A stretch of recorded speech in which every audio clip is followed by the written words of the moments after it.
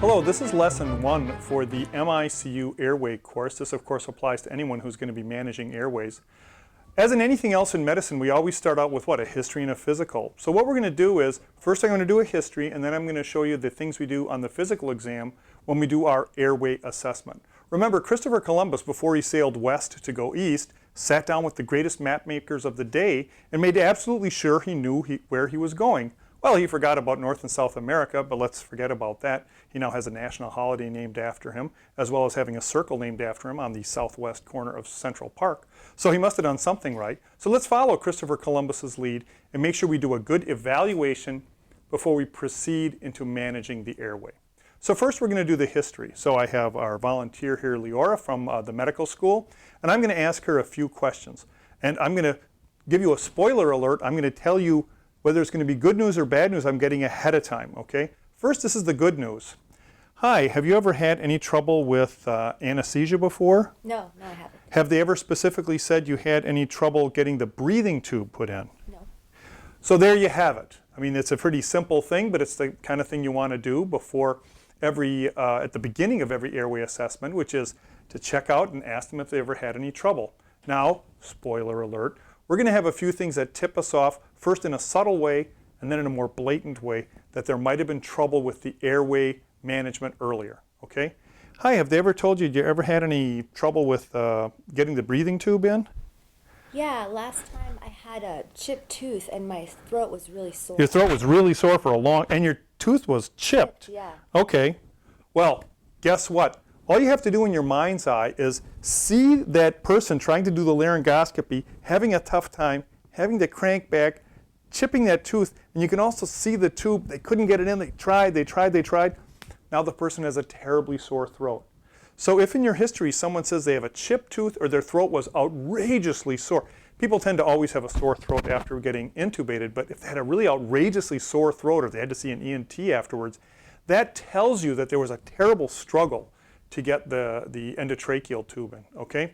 Now we're going to go and find a few more less subtle things. You ever been told they had trouble putting the breathing tube in? Yeah, they did. There you go. There's an old saying in medicine. The patient will tell you what they have. If you ask the patient, have you ever been told you had trouble getting the breathing tube in, and they say yes, listen to them, because they're telling you that they had trouble, okay? And now this is the final one. I myself have only encountered this once, but see if you can pick up on the subtle thing that tells us that we had trouble with the airway. Ever been told they had trouble putting the breathing tube in? Yes, last time they actually had to do a tracheostomy to get it in. Cue Edvard Munch's painting The Screen.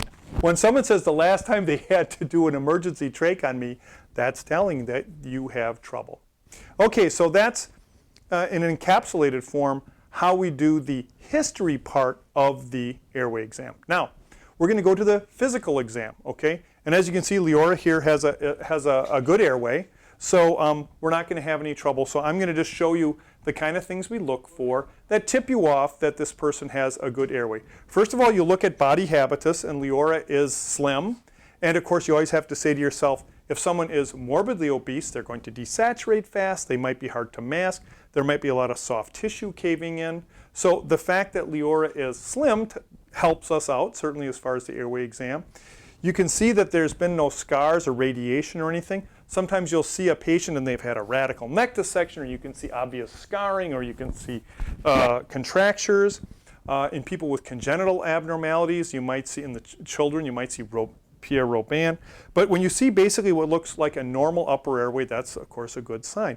Now, what are the things I'm going to look for? I'm going to ask her to extend her head. Notice she can extend her head fully, okay? Now, whereas maybe I would have someone who would have severe arthritis and they can't extend. Well, that's not going to help us at all.